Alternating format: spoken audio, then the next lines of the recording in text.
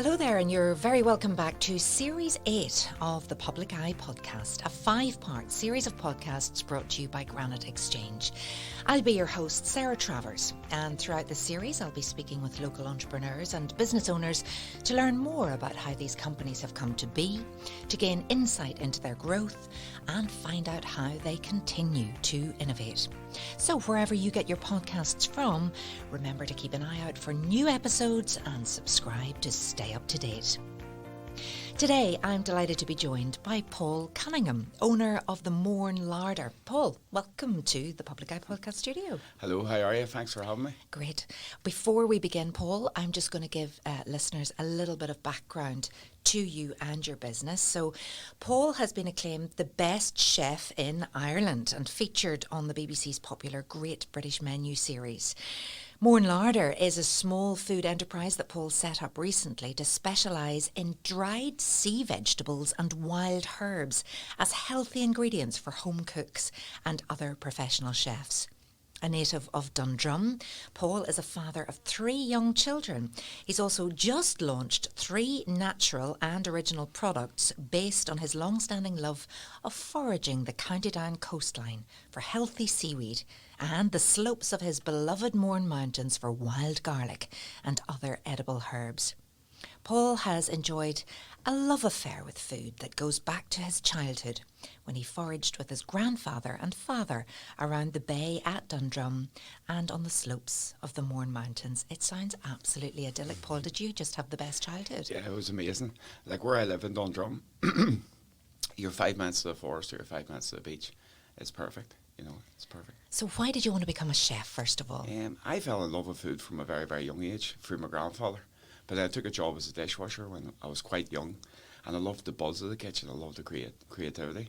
And it was just for me. I was hooked right away. You were hooked. Now, we mentioned there about your grandfather and him taking you foraging. Was that an unusual thing at the time, or what are your memories of that? No, my granddad taught me how to live off the land, but most importantly, how to respect the land. If you respect the land, they'll respect you back.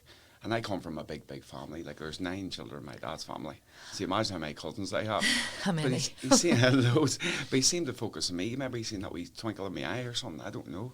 Oh. But he taught me a lot, and he's still there up watching me. I know he is. Oh, so he passed away. Mm-hmm. Right, he would be so proud of Hopefully. what you're doing now.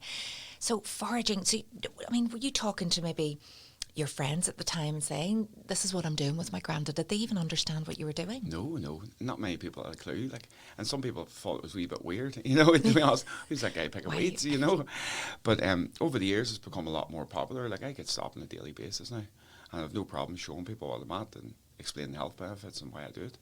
Did you come back to the foraging? Was it? Did it stop for a while and then or were you always doing it? Always doing it, but it's developed seriously over the last 10 years. You know. Now, let's just actually explain what foraging actually means. So, if you were to take me out today, what would we do? Yeah, so we would just go for a walk and I'd explain to you what's edible in the wild and explain the flavour difference, you know, and the health benefits as well. And do you eat them at the time? Yeah. Like normally whenever I take people out, I have my lunch on the beach. It's the best way. You know, it's okay showing people, but it's all in the taste, really. So tell me, I actually live on the north coast, so I regularly walk by the sea, but I never think to nip down and try a bit of seaweed. What should I be looking for? So, well, there's loads of seaweed. There's no seaweed you can't eat. There's just some aren't really nice to eat, you know. No. So you'd be looking for your dulles, you'd be looking for sea lettuce, you'd be looking for channel wrack, maybe sea truffle as well, which is so amazing. Sea truffle, what does that look like? It smells and tastes like a truffle of the sea. Oh. And it sticks to the bladder rack. It's sort of a wee foraging chef secret, you know. But, you know, truffles are so expensive where this is free on the beach. You know? So there's no making sandwiches and flasks of this, that and the other. When you go down to the beach, you literally say, and you've 3 little girls, and do they forage? Yeah, they forage as well. So my eldest daughter, Farah, she can name every seaweed on the beach, which is amazing. And she's only, 6? She's only 6, yeah. Oh, gosh. Isn't that just gorgeous? It does sound idyllic. Now, you do, so you eat them fresh, but you also dry out herbs and spices. Where did that love come from? So, over the years, I've been trying to create a terroir style of cooking. And in the last year and a half, I've went 100% terroir, which means I don't use any ingredient unless it comes within 25 miles. Oh. So I make all my own spices, so where it's drying out wood even root, so I'll give me a flavour of cinnamon and clove, I'll turn it into a spice. So I have a whole jigsaw of spices in my house. if you put it like that, and the same as instead of using lemon juice, because lemons don't grow here, Yeah. I would just cider and use that as lemon juice. So just to give you an idea of how that works, you know. And would you like to see more people doing this? Yeah, definitely. I believe this is one of the richest lands in the whole country, you know, and I would love to see people more embracing local produce. So people think, oh, I don't really have time for that, or I don't need it. I don't even know how to start. How easy is it? It's so easy. Just go to your local food market and get talking to people and create relationships. It becomes really, really easy, you know. So you've also been on the Great British Menu series, not once, but twice. Mm-hmm. Tell us about that. Yeah, How did that come about? That was amazing. I got a phone call one day and it just went from there. I didn't believe them at the start, to be honest, because it's a show I've watched since it started. And I've always thought, well, I'd be good enough to be on that someday. Oh. And it turns out I am, which was great. It's a great honour to represent your region as well. You know, and you never know, I might get an wee chance to go back home. So how far did you get, just to remind us? I got knocked out first in the first times, which is disappointing. Yeah. But just nerves got the better of me, you know. Right, yeah, that pressure. Was it with the TV cameras and everything around? No, I think I just cared too much, you know, if that's the right way of putting it, you know, just nerves got the better of me. And were you there representing your own restaurant at the time, or you were? Yeah, it was there representing Brunel's. Brunel's, okay. So an incredible achievement, though, to even get that far, and it must have definitely put not only food in your belly, but fire in your belly to go back again. Exactly, because every time you do a competition, you push yourself to get better. So no matter where you win or lose, you become a better chef. And what did it do for you in terms of confidence and in terms of, I suppose, profile? Yeah, like setting up Mourne larder without being on Great British Menu, it wouldn't be as successful as it is now. That is without a doubt. Like, and the contacts they made are amazing. So tell us about the Mourne larder. I'm sure many people around this area will know it, but for those who are out of town, what can we expect if we come to the Mourne larder? So with Mourne larder, the idea of the business name idea came from, so I only cook with a larder the Mournes provides. So that's the idea the business came from. So I want to promote and utilise local produce, and that's what I'm going to do. And I'm going to do that through secret dining events. Oh. So the idea is people buy tickets and they don't know where they're going, and I pick them up in a What black about control bus. freaks? You picked them up in a black bus? In a blacked out Where bus. from? From normally in the Sleeve Yard in Newcastle. And they still don't know where they're going. But that's exciting. But It you're is, making people sort of actually. feel the kids again, you know. And then I've got locations all over the Visit Mourne area where I take them to, and then I do a 12-course tasting menu. Now, it was only meant to be 8 courses, but I sort of got carried away, as you do. But Don't have breakfast or lunch. No. But it's all ingredients that come within 15 miles.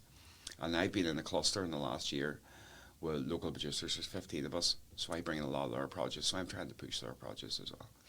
So they get picked up in the sleeve donut in the blacked out. Can they see around? Yeah. Oh, right, they're not like blindfolded or anything like that. And do you go to food producers' locations and restaurants, or what way does it work? All different locations. Like the first one, for instance, was in the middle of the forest. You can't tell me where it is. You'd have to kill me if you It's a told me all secret, these you know.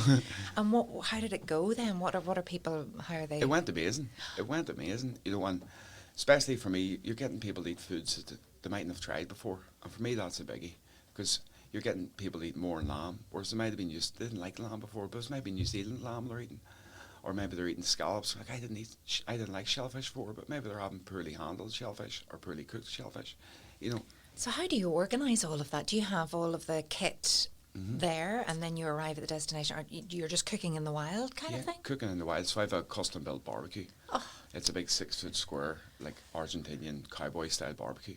And I'd cook everything up in that, but then everything's served to a Michelin standard. Do you have a little drink with that? Yes, so we only serve local drinks as well. And then you drive everybody home again? Yeah. Which is very important. So that's amazing. And how much would it cost to get one of those tickets? It's £130 a ticket. Right, okay. And you can take up to? 24 to 40 people each there. Oh my goodness me.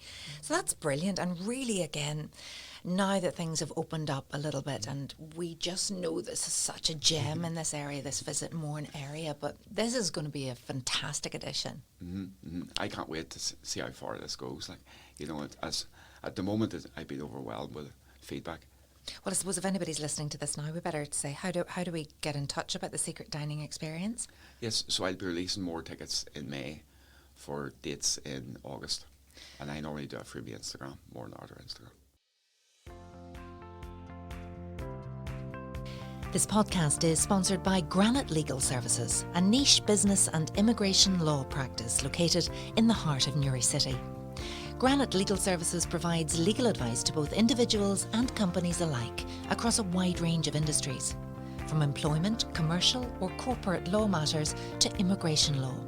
Granite Legal Services focuses on providing legally sound, practical advice to its clients. To get in touch, visit www.granitelegalservices.co.uk or contact 028 3026 2200. Now, you definitely are an ideas man. You don't just sit and say, well, I do the Mourne larder and that's it. That head of yours is busy. Yeah, it's very busy. If you want something done, you go to a busy man. That's what I was told. Yes, I'm always on the move, trying to push as hard as I can. I really care about local produce and I really care about this area. So I'm just trying to push that in whatever way I can. And you say you've got 15 of you all working together. What's it like being part of a collective from an area that you're so proud of and you love the produce? It's great because we all share the same views. We all really care about this area, but we also care about the produce. Like, it's nice seeing everyone else because there's no additives. It's just raw, natural produce. And it's great to see that, you know. Do you have a favourite? Well, it would be a whiskey man, so I quite like Cologne Distillery. Well, good. His whiskey is amazing. But to say that, it's hard to pick a favourite because there's that many good ones. Like you've got Castle Screen Farm as well. Their Dexter beef is amazing, but also is their pork and their lamb. You've got Whitewater Brewery there as well. There's Shortcross Gin. There's a lot, like, you know. Yeah, there's a lot. And I suppose you can wake up one morning and fancy something different to the day before. What are the Taste of the Loch cruises? Tastes of the Loch, is that right? Yeah, so it was Taste of the Loch. So I was contacted by them last year to do a taste menu. So again, following my style, whenever I go to cook somewhere, I'd only use ingredients from that state or from the Loch this time. So I created a 5-course taste menu, only using ingredients that would be found in and around the Loch. And how did that go for you? That went really, really well. It was a lot of work. Well, not a lot of work. It was a big push. So it was 550 plates of food in 2 hours. Oh my word! Which is quite a bit, like, you know. Okay, so you know how many team members do you have then? You can't So do all of this. There's by 4 of us, but there's Four of you? just me in the kitchen. What? Yeah, or well, in the side of the boat, you know, to put it that way. Do you love pressure? Yeah, I like pressure. I work better under pressure, you know. 550. I mean, what prep do you have to do to get to that point? It was a 3 days prep. 3 days prep. Yeah. And you know, how organised do you have to be? Talk me through when you're coming up to something like that. You know that the buck stops with you basically, yeah. and everybody's experience stops with you. Does that pressure get too much, or No. how do you get ready for that? I thrive better in pressure. You become more focused when you've got more pressure on you. Well, that's what I am. Maybe it's a chef thing, you know. And it's all about the 5 P's I was told when I first started cooking. So it's proper preparation prevents poor presentation, and you just got that in the back of your head. So if you're not prepared, it's going to go bad. No, and those organisational skills that you actually get from being a chef must stand you in great stead all through your life. All the time. I'm a list man. Like, a list for everything, you know. To-do list, Yeah. And probably would be great training for anybody, just to be how to run their lives, how to budget, how to not waste food. Is that Exactly. a big thing for you? Yeah, big thing for me. Yeah. I'm actually getting ready to open a sustainable hot food bar, and it will have a zero waste ethos as well. Like, food waste is crazy. It's absolutely crazy. I done a meal in the banana block. Was it a month ago now? And I done a 5-mile menu, 5 courses, but instead of using produce, I use by-produce. So what does that mean? So if stuff the way it went in the bin. So if you take the likes of Young Buck cheese, I went to him and took 10 litres of his whey. So that's the byproduct for making this cheese. And I reduced that to 1 litre to make a whey dulse de leche, and then turned that into a sorbet. That's incredible. Oh, again, I'm trying to keep up here. You're just throwing things at me. I'm trying to keep up myself, you know. And my brain takes a little longer to compute all of this.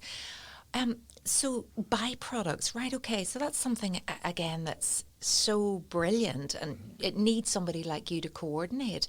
How did that go down? Whenever you have these arrangements with the producers, That went very, very well, very well. And it's nice to see them that they can see their product from a different light. Yeah, You know, and if they were able to maybe sell it in a different light, their business could be more prosperous. Okay, and was that something that they would consider? Hopefully. Right, okay. Why is it important to you to keep changing, keep doing more things? Just to keep it exciting. Keep it you know, exciting. Keep it exciting, you know. Yeah. So do you do anything outside of cooking? Do you have any time for life? Well, most things I do are to do with food, even if it's a day off. So if it's a day off, I'd be out with the kids, I'd be out foraging or cooking wild on the beach or something. It's always to do with food, but I'm quite happy with that. You know, food stuck over my life, and some people are like, oh, it's a bit sad, but I'm really happy with that, you know. And you just adore food. Yeah. Completely and utterly. And you talked about the children that they would go foraging with you, but how adventurous are they, would you say, in terms of their palates, and how developed are their palates? Very, very adventurous. You know, like we fire with me a wee drawing, it was 2 weeks ago, and it was wood sorrel. I was drawing the wood sorrel, and she drew it exactly, the leaf structure is correct, and she says it's healthy or not in the big tick, and yes. You know, and they love it, like. And is healthy food really important to you also? Yeah. You are what you eat. You know, you are what you eat. It's very, very important. Does it sadden you when you look at maybe, you know, with so much fast food out there, with so many takeaways, we have an obesity crisis, but more and more people, do you think they want to get healthier? Yeah, more and more people do want to get healthier, but are the options there? You know, and it's all about convenience nowadays as well. It's about educating yourself too as well. But a lot of people think eating healthier costs more. No, Not in your book. No way at all. You know, it's eating smarter. You know, it doesn't have to cost more. It's about getting to know your local producers. Even go out for a wee walk and you'd be surprised what you can pick up for your dinner, you know. It's so interesting. Yeah, well, I'm really keen to find out more. I love food and I love trying new things. I still, jury's out whether I want to eat all of the seaweeds on the beach, but you know, and I'm so used to the bags of dulse up in Port Stewart. Definitely dried out, and it is lovely. What's next, would you say, for Mourne Larder then? Yeah, so, well, this week I'm doing a launch event for a cluster. So we've been developing these experiences for the last year, and I've been asked to do a launch event, which is absolutely amazing. And I'm overwhelmed, so I get to launch all the experiences. So I'm doing Secret Dining on Friday for 50 people, and 35 of them will be food journalists, which is amazing. Where do you get the support from for this? Where do you get the support? The council in Newry, Mourne and Down Council are helping me. Right. You know, and have they're you helping found all of them us. very beneficial? Yes, very beneficial. Like, as you say, I've got a lot of ideas going on, and for people to actually sit and listen to that and believe in you is amazing. What's your proudest moment been? Proudest moment would be to be on Great British Menu. Definitely to be on Great British Menu, because I watched it from when I was a kid, you know, and always wondered would I be good enough to be on that, you know. And you were Yeah. twice, and you're coming back by the sounds of things as well. How would you describe your cooking style? I do a terroir style of cooking, so I only use ingredients within 25 miles. So if it's not from here, I'm not cooking with it. So that's really, those are the fundamental rules, and then anything goes within 25 miles. So if I was to come round to you today and I said, right, cook me something, what, and I'm sure that those things change all the time, how would you impress me with the local produce? Well, there's a good dish I do use in Castle Screen. And the first time I went to Castle Screen Farm, all the fields were covered in clover. I asked him, what's that about? And he goes, well, it holds the nitrates in the soil so they don't have to use pesticides. And this always stuck in my head, so I created a dish with it. So I do a Dexter short rib or a salted short rib for 30 hours and then slow cook it for 48 hours. So it holds the structure, but it's really, really tender. And then I do that with a bone marrow galette, like a potato galette. I do a smoked onion puree, and I do clover powder and clover oil. So I'm trying to put the cow back in the field. Oh my gosh, Yeah, it's I'm good. salivating. Sounds absolutely delicious. Do you have a favourite dish to cook? Favourite dish to cook? At the moment I'm doing a really, really nice pre-dessert. So it's with parsnip, mead and oat. So it sounds very, very out there. Parsnip, Mead, and oats. Yeah. As a pre-dessert. Pre-dessert. I didn't even know there was such a thing. Yeah. So there's a really, really natural sweetness in the parsnip. Yeah. And then I get honey from a next door neighbour who has his beehives out in the Murla in Dundrum. So I make mead out of that every year, and I make all different types of my own mead. So I do a set oat and parsnip cream, and I roll that in honey caramelised oats. I do a parsnip and white chocolate sponge. I do a mead sorbet, candied parsnip, and then a honey meringue. Oh my goodness. I think it's the shock factor I like the most about it. Yes. Whenever people parsnip for dessert. Yes. And then they eat it, and they're like, that's amazing. You know? Well, I suppose we have carrot cake, don't we? Yeah. And carrots can be really sweet. So it's just thinking differently about your food and what it could be. And I like the idea of a pre-dessert and a dessert. That's great. That's, whoever came up with that is a genius. In your kitchen, they always say, you gotta have the right tools. Mm. What are the 3 kitchen tools you couldn't do without? Well, Thermomix for a start is an amazing piece of kit. Oh, right, Thermomix. Yes, I've seen that. Thermomix is an amazing piece of kit. And then my dehydrator, where I can make all my own spices. So that I dehydrate a lot of foraged ingredients to make my own spices. And then the third one would be a vac packer, which is very good. See, for pickling or just sealing off the colour deer, vac packers are amazing. Oh, incredible. And why Thermomix? I've seen that advertised. I see lots of people talking about it. What does it do? It'll blend anything. It's smooth as anything. But they're also good for making hot oils, or you can make ice cream start to finish. Oh, goodness me. Do you ever encounter challenges? And if you do, how do you cope? I love challenges. I think that's why you get out of bed in the morning. If it's not challenging, what's the point? You're not pushing yourself hard enough. If you don't feel uncomfortable about something, and something's not challenging, then what's the point in doing it? That's the way I look at it. You want to get better all the time. Has there ever been that kind of body blow that you've had that you thought, oof, can I bring this today? Can I get back up again? We're all talking about resilience at the minute. Yeah, well, you get body blows, but I'd be a very positive person. So anytime anything goes wrong, I don't look at the negative. I look at the positive and say, right, well, here's a wee chance for me to learn today. And I see everything as positive. And apart from your granddad, who would have been your greatest role model? Yeah, well, greatest chefs, role model-wise, but it has to be a chef because I love food, would have been Michel Bras, the original forager, the French guy, and René Zeppi from Noma, two of my favourite chefs. And why do you love them? I just love their wildness. So, they're wild, but yet they're wild, bold flavours, but yet refined on the plate. And I think that's amazing. That's the style I go for too. So do you see the girls following in your footsteps? I can't see them, but it's not something I will push them into because you have to love it to do it. If I push them into being a chef, they're not going to be happy. But if they turned around and said, Daddy, I'd like to be a chef, I'd be very, very delighted with that, It could grow to be a family business. It could do. Finally, how do you juggle it all? How do you juggle your business, your family, and manage your time? Because, Paul, we're very aware, and I've read lots of things about how unfamily friendly being a chef can be, and not the greatest lifestyle. Well, that's some people's opinions. I love the lifestyle. I love the fast pace of it and the creativity.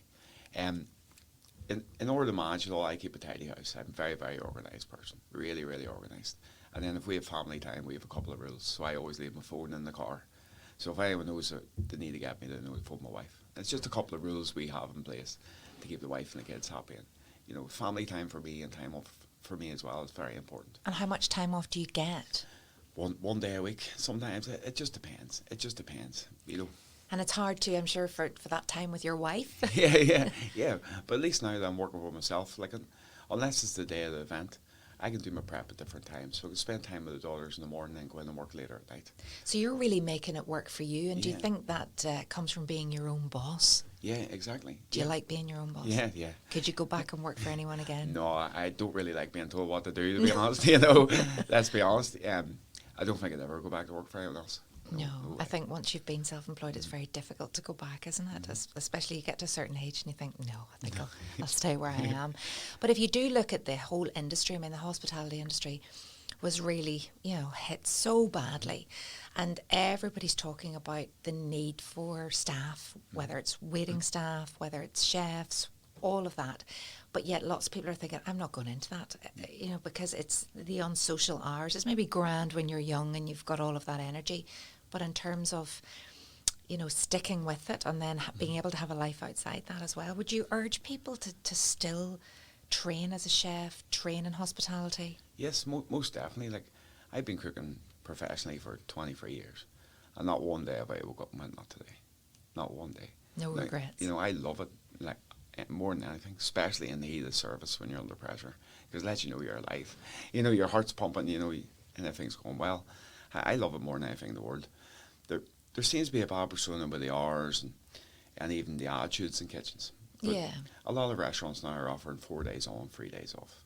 And if you ask me, that's pretty fair. That's okay. You got 4 long days, you got 1 day to recover and then 2 good days off and then you're back to work.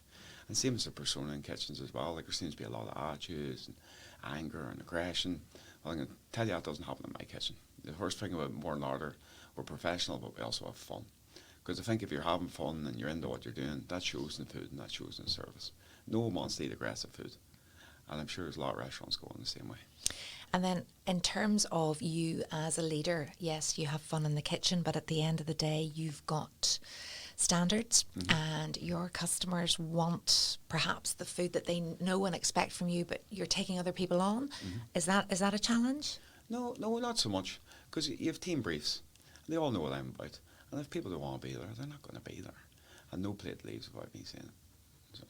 Now, the purpose of this podcast is to inspire existing business owners and ambitious entrepreneurs to grow their businesses by offering insight into the success of businesses such as the Mourne larder. So, Paul, what advice would you give to those who may have an idea? Maybe they want to start a restaurant. Maybe they've got a food initiative that they'd like to give a go. Maybe they're working for somebody else and they think, could I do this on my own? They maybe are unsure as to whether it's a risk worth taking. What would you say? No one else is going to do it for you. You know, you may as well go for it. You know, what's the worst can happen, really? You know? And what's the best bit of advice you would give if you are thinking of starting up on your own? Well, line out, do your figures, check your market, do a bit of market research, and then just go for it. Seriously, like, honestly, what's the worst can happen? You know, if you feel, okay, in a year's time you get another job somewhere else, you know, but at least you've tried. At least you've tried, you know. And I don't think you're going to give up trying at No, all. no. I can tell you're a busy man. We've Yeah. whizzed through this podcast today. Paul, thanks so much for joining me on the Public Eye podcast. You've been a fantastic guest, and I'm definitely going to sign up for that secret dining experience. Take care, everybody, and join me again for another fantastic episode. And remember to subscribe to stay up to date.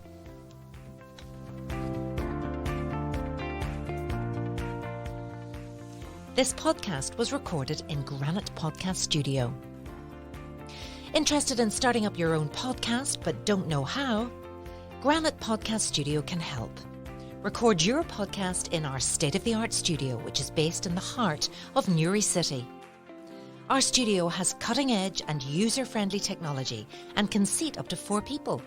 We also provide an editing service for our team, using your guidance and editing notes to provide you with a flawless finished product, leaving your listeners wanting more.